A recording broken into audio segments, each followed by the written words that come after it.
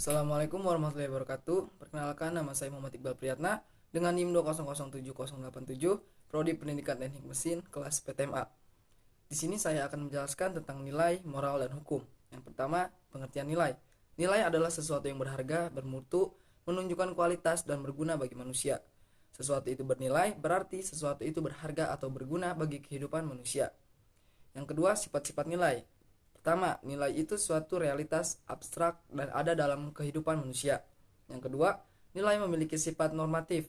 Dan yang ketiga, nilai berfungsi sebagai daya dorong dan manusia adalah pendukung nilai. Manusia sebagai makhluk yang bernilai akan memaknai nilai dalam dua konteks.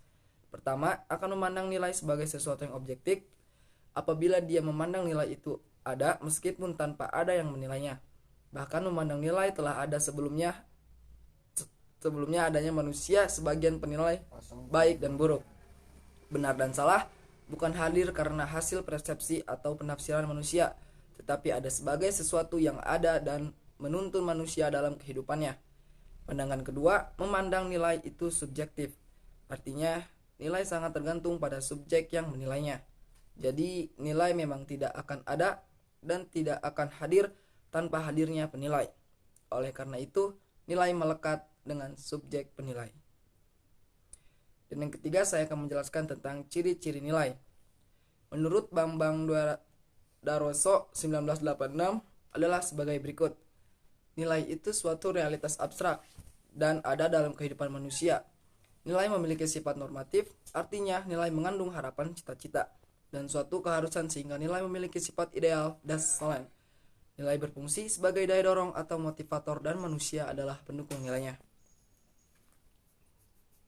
Assalamualaikum warahmatullahi wabarakatuh. Perkenalkan, nama saya Nova Karisma Putra dengan NIM 20430. Di sini saya akan melanjutkan presentasi dari rekan saya, yaitu macam-macam nilai dalam filsafat. Nilai dibedakan dalam 3 macam, yaitu nilai logika. Nilai logika adalah nilai benar, salah. Yang kedua, nilai estetika, nilai etika atau moral. Selanjutnya yaitu fungsi nilai. Sebagai faktor pendorong, sebagai penunjuk arah, nilai sebagai pengawas, nilai sebagai alat, solidaritas, dan nilai dapat mengarahkan masyarakat dalam berpikir dan bertingkah laku. Nilai juga bisa sebagai benteng perlindungan. Selanjutnya yaitu pengertian moral. Kata moral ini dalam bahasa Yunani yang sama dengan ethos, yang menjadi etika. Secara etimologis, etika adalah ajaran tentang baik buruk yang diterima masyarakat umum tentang sikap, perbuatan, dan kewajiban atau sebagainya. Moral adalah tata aturan norma-norma yang bersifat abstrak, yang mengatur kehidupan manusia untuk melakukan perbuatan tertentu, dan sebagai pengendali yang mengatur manusia untuk menjadi manusia yang lebih baik. Selanjutnya saya akan menjelaskan jenis moral. Jenis moral dibagi menjadi 2, yaitu moral deskriptif dan moral normatif. Selanjutnya fungsi moral. Yang pertama yaitu meningkatkan manusia untuk melakukan kebaikan demi diri sendiri dan sesama sebagai bagian masyarakat. Yang kedua, menarik perhatian pada permasalahan moral yang kurang ditanggapi. Yang ketiga, dapat menjadi penarik perhatian manusia pada gejala pembiasaan emosional. Mungkin dari saya cukup. Assalamualaikum warahmatullahi wabarakatuh. Assalamualaikum warahmatullahi wabarakatuh. Perkenalkan, nama saya Rizal Ahmad Hadi Wijaya dengan NIM 2001299. Di sini saya akan melanjutkan penjelasan tentang nilai, moral, dan hukum yang sebelumnya dibacakan oleh saudara Nopal dan Iqbal. Pengertian hukum.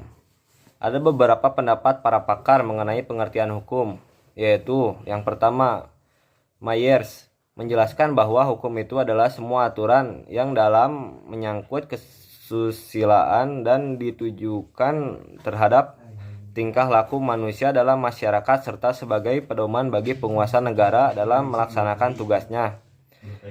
Dan yang kedua, Sudikno Mertokusumo Suro menyatakan bahwa hukum adalah sekumpulan peraturan-peraturan atau kaidah-kaidah dalam suatu kehidupan bersama, keseluruhan peraturan tentang tingkah laku yang berlaku dalam kehidupan bersama yang dapat dipaksakan pelaksanaannya dengan satu sanksi.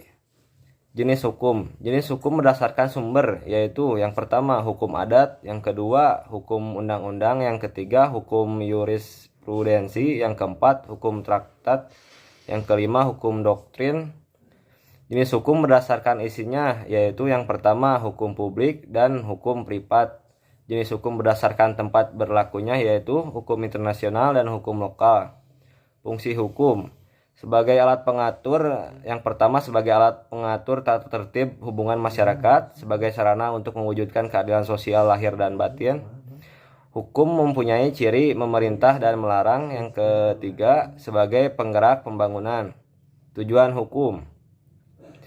Tujuan hukum menurut hukum positif Indonesia termuat dalam pembukaan Undang-Undang Dasar 1945 alinea keempat yang berbunyi, untuk membentuk suatu pemerintahan negara Indonesia yang melindungi segenap bangsa Indonesia dan seluruh tumpah darah Indonesia, dan untuk memajukan kesejahteraan umum, mencerdaskan bangsa, dan ikut melaksanakan ketertiban dunia yang berdasarkan perdamaian abadi dan keadilan sosial.